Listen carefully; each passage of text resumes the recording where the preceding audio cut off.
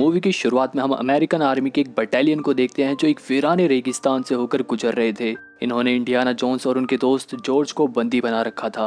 ये लोग इन दोनों को लेकर एक आर्मी बेस पर पहुंचते हैं। इस जगह का नाम हैंगर 51 है। यहाँ अमेरिकन आर्मी अपने बहुत सारे खुफिया हथियार दुनिया से छुपा कर रखा करती थी और यहीं पर आर्क ऑफ कोविनेंट भी था जिसमें बहुत ही अलौकिक शक्तियां मौजूद थी। इसके बारे में मूवी के फर्स्ट पार्ट में भी दिखाया गया था। और इतना ही नहीं, यहाँ पर एक एलियन यूएफओ भी छुपा कर रखा गया था, इसलिए इस जगह पर किसी के भी आने पर पाबंदी थी। यहाँ के मिलिट्री वाले इन लोगों को गेट पर ही रोक लेते हैं, लेकिन ये लोग भी तुरंत अपनी गन्स निकालते हैं और इन लोगों को मार के अंदर घुस जाते हैं। यहाँ पर हमें पता चलता है कि ये लोग अमेरिकन आर्मी के नहीं हैं, बल्कि ये लोग रशियन सोल्जर्स हैं जिनकी कमांडर इरीना नाम की एक लड़की है। इसी ने इंडियाना जोन्स और उनके दोस्त जॉर्ज को बंदी बना रखा था। दरअसल ये लोग यहाँ पर एक ऐसे बॉक्स को ढूंढ रहे थे जिसमें एक ममी यानी कि एक एलियन की बॉडी पड़ी हुई थी, लेकिन उसे ढूंढना इन लोगों के लिए बहुत ही मुश्किल था। इसलिए ये लोग इंडियाना जोन्स और उनके साथी को अपने साथ लेकर आए थे, क्योंकि इंडियाना जोन्स एक आर्कियोलॉजिस्ट थे।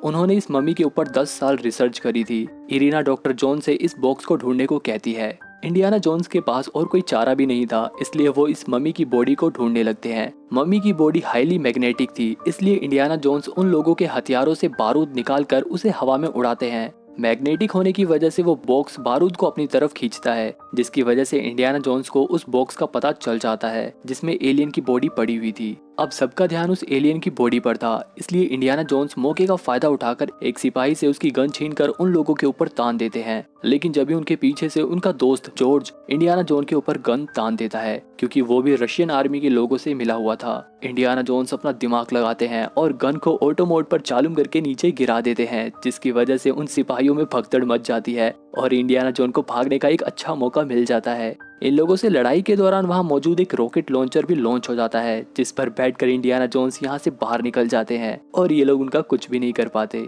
लेकिन इस रॉकेट लॉन्चर से इंडियाना जोन्स जिस जगह पर पहुंचते हैं वहां पर कुछ भी असली नहीं था। वहां पर इंसानों के पुतले थे, जिन्हें देखकर इंडियाना जोन्स समझ जाते हैं कि यहाँ पर खतरनाक एटम बम का परीक्षण होने वाला है। जब भी उन्हें सामने से एक गाड़ी आती हुई दिखाई देती है जिससे वो लिफ्ट मांगने की कोशिश करते हैं, लेकिन वो लोग उन्हें अपनी गाड़ी में नहीं बैठाते। अब इंडियाना जोन के पास समय भी नहीं था, इसलिए वो एक घर में ही मौजूद फ्रिज में घुस जाते हैं, क्योंकि फ्रिज की ऊपरी सतह लीड से बनी होती है जो एटम बम के हमले को सह लेती है और इंडियाना जोन बच जाते हैं। लेकिन वो गाड़ी वाले इस एटम बम के हमले में मारे जाते हैं। अब एफबीआई के एजेंट इंडियाना जोन को यहाँ से रेस्क्यू कर लेते हैं और उसे अपने हेडक्वार्टर ले जाकर उसे पूछताछ करते हैं, क्योंकि उन्हें ऐसा लगता है कि इंडियाना जोन कहीं सोवियत एजेंट से मिल तो नहीं गए हैं। अब क्योंकि एफबीआई एजेंट्स इंडियाना जोन के पीछे पड़े हुए थे, इसलिए उन्हें उस कॉलेज से निकाल दिया जाता है जिसमें इंडियाना जोन पढ़ाया करते थे। नौकरी छूट जाने के बाद इंडियाना जोन यहाँ से दूसरी जगह जा रहे थे, लेकिन जब भी मट नाम का एक लड़का इंडियाना जोन के पास आता है और उन्हें उनके पुराने दोस्त ऑक्सली के बारे में बताता है, जिसे वो क्रिस्टल स्कल पेरू में मिल गया था। लेकिन मट की मॉम मैरियन के साथ साथ ऑक्सली को भी किसी ने किडनैप कर लिया। यहाँ इंडियाना जोन्स मट को बताते हैं कि वो जादुई क्रिस्टल स्कल एकाटोर नाम की एक जगह पर था,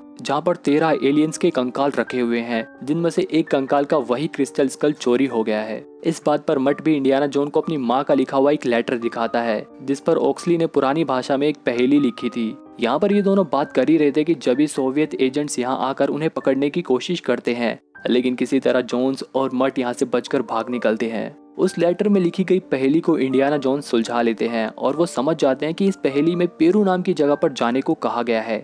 इंडियाना जोन्स और मट पेरू के लोकल हॉस्पिटल पहुंच जाते हैं, जहां पर ऑक्सली कैद था। जिस कमरे में ऑक्सली कैद था, उस कमरे की दीवार पर बहुत ही अजीब तरह के चित्र बने हुए थे। उन पर कुछ लिखा हुआ था। उन दीवारों पर बनी हुई चीजें हूबहू नक्शे में बने हुए चित्रों की तरह ही थी। अब क्योंकि इंडियाना जोन भी एक आर्कियोलॉजिस्ट है, इसलिए वो इन दीवारों पर लिखी हुई बातों को समझ जाते हैं कि हो ना हो जिस चोर ने इस क्रिस्टल स्कल को चुराया था उसकी कब्र यहीं आसपास ही कहीं पर मौजूद है। और फिर इंडियाना जोन मट के साथ फ्रांसिस्को की एक गुफा में पहुंच जाते हैं। यहाँ पर इनका सामना कुछ आदिवासियों से भी होता है जो इन पर हमला कर देते हैं, लेकिन जैसे ही इंडियाना जोन अपनी गन निकालते हैं, ये आदिवासी डर के मारे यहाँ से भाग जाते हैं। अब ये दोनों गुफा के अंदर घुस जाते हैं। अंदर जाकर इन्हें उन चोरों के कंकाल मिल जाते हैं जिन्होंने क्रिस्टल स्कल को चुराया था। इन लोगों की लाशें अच्छे से सील थी। जैसे ही ये लोग उसके ऊपर से सील हटाते हैं, हवा के कांटेक्ट में आते ही ये कंकाल मिट्टी में बदल जाते हैं। इस जगह पर और छानबीन करने पर आखिरकार इंडियाना जोन को क्रिस्टल स्कल मिल जाता है।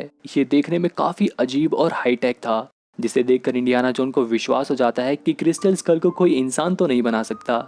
जैसे ही ये दोनों उस गुफा से क्रिस्टल स्कल को लेकर बाहर निकलते हैं, इधर जॉर्ज जो सोवियत आर्मी के साथ मिल चुका था वो इंडियाना जोन का पीछा करते हुए यहाँ तक आ जाता है। अब ये लोग इंडियाना जोन को बंदी बना लेते हैं और उन्हें अपने साथ अमेज़न के जंगलों में ले जाते हैं, जहां उनकी पुरानी दुश्मन इरीना फिर से इंडियाना जोन के पास आती है और उसे बताती है कि ये क्रिस्टल स्कल एलियंस ने बनाया है। ये बहुत ही पावरफुल और मैजिकल स्कल है। इसमें इतनी पावर है कि हम इसकी शक्तियों से किसी के भी मन को कंट्रोल कर सकते हैं। इरीना वैसे भी हिप्नोसिस की पावर में माहिर थी, लेकिन वो क्रिस्टल स्कल की शक्तियों से अपनी हिप्नोसिस की पावर को और भी बढ़ाना चाहती थी और वो इस क्रिस्टल स्कल को रशियन आर्मी को सौंपना चाहती थी ताकि वो टेलीपैथी के जरिए पूरी दुनिया पर कंट्रोल कर सके। इरीना इंडियाना जोन को बताती है कि एकाटोर में ऐसे और भी एलियंस के स्कल मौजूद हैं। वो ऑक्सली की मदद से उन स्कल्स को चुराना चाहती थी, इसलिए उसी ने ऑक्सली को भी बंदी बनाया था। इसके अलावा इरीना ने मैरियन को भी बंदी बना रखा था। मैरियन का पूरा नाम मैरियन रिवरवुड था। ये वही लड़की थी जिसे इंडियाना जोन ने मूवी के फर्स्ट पार्ट में ब्रेकअप कर लिया था, लेकिन अब ये दोनों बहुत टाइम बाद एक दूसरे को देखकर बहुत खुश होते हैं। मैरियन इंडियाना जोन को बताती है कि मट इन दोनों का ही बेटा है। यहाँ पर हमें पता चलता है कि ऑक्सली ने क्रिस्टल स्कल को काफी देर तक घूर के देख लिया था, जिसकी वजह से ऑक्सली का मानसिक संतुलन खराब हो गया था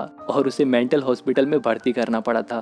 अब ऑक्सली जब भी कुछ बोलता है तो हमेशा बातों को पहेलियों की तरह बोलता है। एकाटोर जाने का रास्ता सिर्फ ऑक्सली को ही मालूम था, लेकिन ऑक्सली तो हर बात पहेलियों की तरह बोलता है। इसलिए इरीना ने इंडियाना जोन को बंदी बनाया था ताकि वो अपने दोस्त ऑक्सली की बात को समझ सके और इन लोगों को वहां पर ले जा सके। अब यहाँ पर इंडियाना जोन ऑक्सली की पहेलियों को समझने की कोशिश करता है।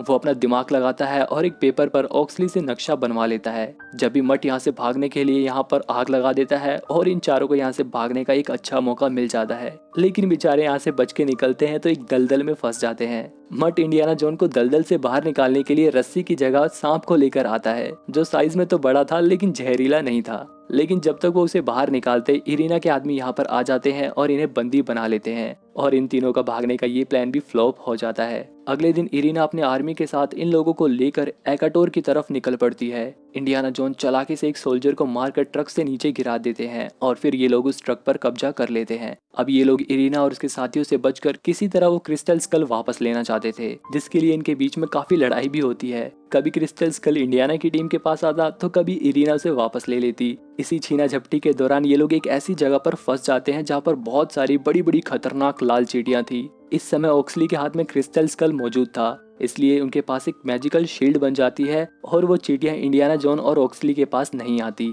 इरीना भी किसी तरह चींटियों से अपनी जान बचाने के लिए एक पेड़ पर लटक जाती है, लेकिन इसके कुछ आदमी चींटियों के झुंड में फंस जाते हैं। इन चींटियों को 1 मिनट भी नहीं लगता और ये इन्हें अपना खाना बनाकर इन्हें अपने बिल में ले जाती हैं। अब यहाँ से बचकर ये लोग आगे निकलते हैं तो जॉर्ज इंडियाना को बताता है कि मैं भी तुम्हारी तरह अमेरिकन आर्मी का ही एक एजेंट हूँ। मैंने तुम्हें धोखा इसलिए दिया ताकि मैं इरीना का विश्वास जीत सकूं और उसे रंगे हाथ पकड़ सकूं। अब इंडियाना, ऑक्सली, मैरियन और जॉर्ज ये चारों इरीना और उसके आदमियों से बचने के लिए झरने में कूद जाते हैं। 3 झरनों को पार करने के बाद ये लोग एक ऐसी जगह पर पहुंचते हैं जहां पर इन्हें एक बड़ा सा इंसानी खोपड़ी की तरह बना हुआ पहाड़ दिखाई देता है।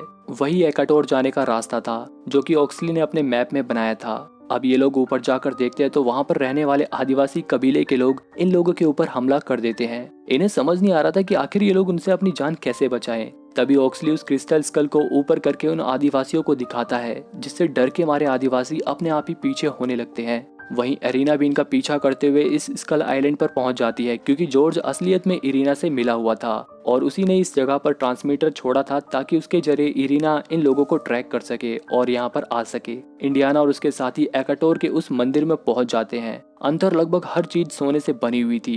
मंदिर के अंदर बहुत सारे आर्टिफैक्ट्स मौजूद थे, जिन्हें देखकर ये पता लगाया जा सकता था कि जो एलियंस यहाँ पर आए थे वो असल में आर्कियोलॉजिस्ट एलियन थे। वो पृथ्वी के अलग अलग कल्चर पर रिसर्च करने के लिए यहाँ पर आए थे। इंडियाना यहाँ पर एक हिडन चैम्बर में पहुंचता है जहाँ पर 13 एलियंस के स्केलेटन मौजूद थे, लेकिन उनमें से एक एलियन का स्कल गायब था और ये गायब हुआ स्केलेटन वही था जिसके पीछे मूवी की शुरुआत से ही सभी लोग पड़े हुए थे, क्योंकि इस क्रिस्टल स्कल को जो भी एलियन के स्केलेटन से अटैच करेगा उसे बहुत सारी शक्तियां मिलेंगी। जैसे ही इंडियाना उस क्रिस्टल स्कल को एलियन के स्केलेटन से जोड़ने वाला था, जब यहाँ पर इरीना आ जाती है और इन लोगों के ऊपर गन पॉइंट करके इन लोगों से क्रिस्टल स्कल को लेकर खुद उसे एलियन के स्केलेटन से जोड़ देती है। एलियन का स्केलेटन सर लगते ही जिंदा हो जाता है और ऑक्सली को हिप्नोटाइज करके उनके जरिए इन लोगों को शुक्रिया कहता है।